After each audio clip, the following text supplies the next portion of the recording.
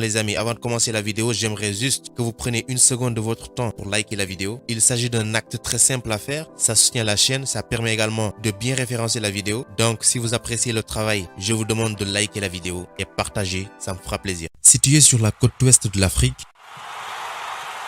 le Sénégal est un pays doté d'un héritage colonial français et de nombreuses attractions naturelles. Sa capitale est Dakar et comprend des quartiers mythiques comme la Médina, mais également le célèbre musée Théodore Monod,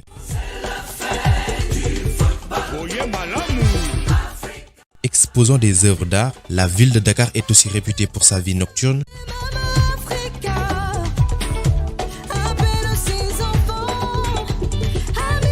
et sans oublier la ville de Saint-Louis, l'ancienne capitale de l'Afrique occidentale française, abritant une vieille ville à l'architecture coloniale.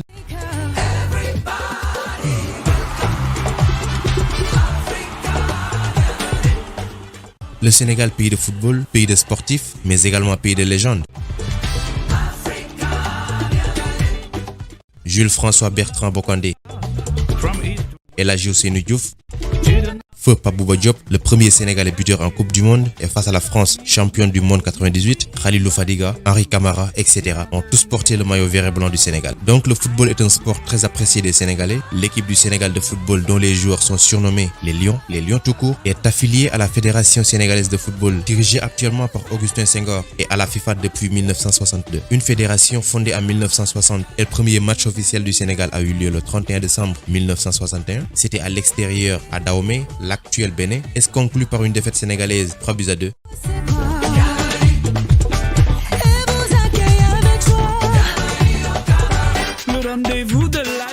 Ce sera donc la 17e participation de l'équipe nationale du Sénégal dans une phase finale de Coupe d'Afrique des Nations.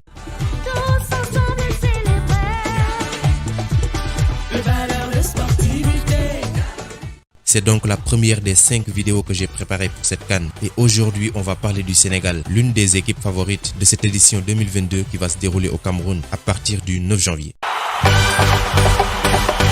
Welcome Africa. Bienvenidos.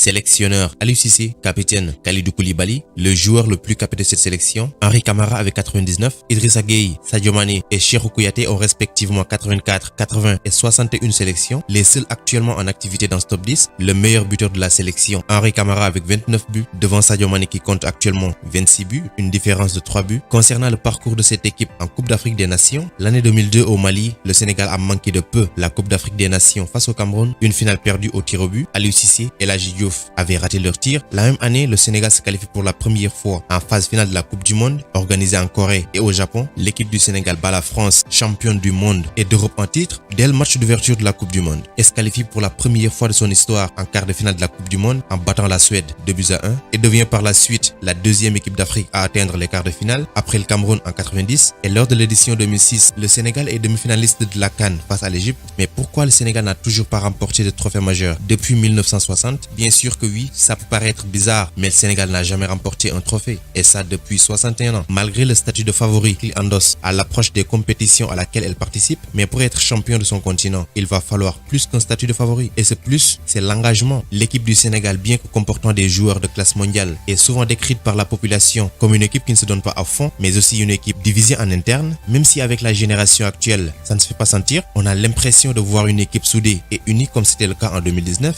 lorsque le Sénégal avait réussi à atteindre sa deuxième finale de Coupe d'Afrique, malheureusement perdue face à l'Algérie sur le score d'1-0. Maintenant, le principal problème de cette sélection par rapport aux autres grandes nations du continent est que le Sénégal ne met pas l'intensité que demandent les grands matchs. Quand il faut affronter des équipes comme la Côte d'Ivoire, comme l'Algérie, etc., l'équipe sénégalaise est toujours en dessous de ses capacités. Cette formation sénégalaise est aussi décrite comme étant une équipe qui décline très vite lorsqu'elle mène au score, et même si le score n'est pas trop large, le Sénégal a tendance à baisser le pied, à se contenter de son avantage de 1 ou de 2-0, et le plus souvent souvent ça tourne mal. Donc c'est des facteurs qui pour moi font que le Sénégal est jusqu'à présent à la traîne. À part ça, il y a aussi la malchance. Le Sénégal est finaliste de la CAN à 2 reprises, en 2002 et en 2019. La première, il la perd au Mali au tir au but face au Cameroun. Et la deuxième, il la perd dans les premières minutes face à une Algérie plus ambitieuse, mais également avec plus de chance. Parce que lors de cette finale, le Sénégal avait des opportunités pour marquer un but. Je me rappelle bien évidemment de la frappe sublime de Mbaye Niang qui passe légèrement au-dessus de l'équerre. Et parfois, il suffit d'avoir un peu de chance pour remporter une finale. Ce que le Sénégal n'a toujours pas. Et c'est triste pour une nation comme le Sénégal. Alors, on va pas se demander si le Sénégal fait partie des prétendants. Mais ce qu'on doit se demander est qu'est-ce que le Sénégal doit faire pour remporter la CAN 2022. Premièrement, je pense qu'il faudra mettre la meilleure équipe possible. Et pour cela, le sélectionneur a convoqué les joueurs qu'il avait l'habitude d'appeler. C'est les mêmes qui ont joué les éliminatoires. Et il y a quelques rescapés de la CAN 2019 en Égypte, comme Kouyaté, Keita Baldé, Gana Gueye, et bien évidemment Sadio Mané, etc. Il y a aussi des nouveaux comme Bamba Dieng, Pape Matar Sarr, qui sont des jeunes et très prometteurs. Donc si c'est pour compter sur eux pour remporter le premier trophée de l'équipe nationale du Sénégal. Cependant, le Sénégal devrait commencer la CAN sans Kalidou Koulibaly et Ismaïla Sarr, puisque tous les deux sont actuellement blessés, même si Koulibaly a repris les entraînements et pourrait être disponible la première semaine de compétition. Quant à Ismaïla Sarr, il sera disponible qu'à la fin du mois de janvier, selon son équipe Watford. Maintenant, il y a de fortes chances qu'il ne soit pas à la CAN et ce serait un coup dur pour l'équipe du Sénégal, puisque comme vous le savez, tout comme Koulibaly en défense, il est très important pour l'attaque du Sénégal, pour sa vitesse, mais également pour ses capacités à éliminer ses adversaires. Donc espérons que pour le Sénégal, Ismaïla Sarr et Koulibaly seront en très bonne forme pour cette CAN 2022. C'est une sélection donc qui a le talent, mais ça ne suffit pas. Il va falloir batailler jusqu'au bout pour le Sénégal, parce que le Sénégal attend depuis pour son premier trophée et je pense qu'il est temps. Maintenant, on termine sur la façon dont le Sénégal joue, c'est-à-dire le système. Et je vais commencer par dire que le Sénégal peut et doit jouer mieux, vu le potentiel et à tous les postes. Prenons juste la colonne vertébrale de cette équipe. Edouard Mendy au but, meilleur gardien d'Europe la saison passée avec Chelsea. Koulibaly, l'un des meilleurs défenseurs au monde. Idrissa Gueye, un des meilleurs milieux de terrain et on le compare le plus souvent à N'Golo Kanté. Cheikhou Kouyaté, un joueur très important dans cette équipe, malgré qu'à chaque fois il subit des critiques. Sadio Mané, pas la peine de le dire, leader de l'équipe et parmi les meilleurs actuellement au monde. Sans oublier des garçons comme Famara Diédhiou, un très bon buteur. Abdoul Diallo qui évolue au PSG. Pape Gueye, le milieu de terrain de l'Olympique de Marseille. Bouna Sarr également au Bayern Munich, etc.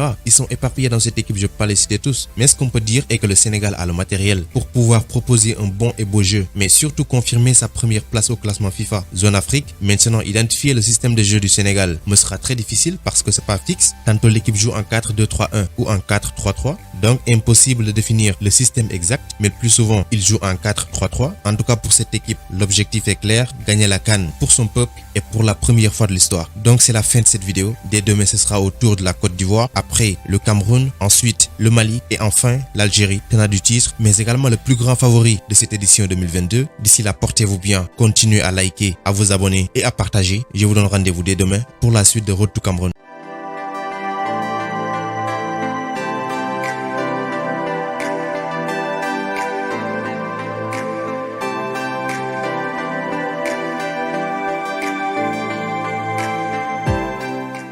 Vous êtes nouveau sur la chaîne, abonnez-vous, activez la cloche. Ça peut se faire en moins de 30 secondes. C'est gratuit et pour élargir la communauté, partagez la vidéo s'il vous plaît.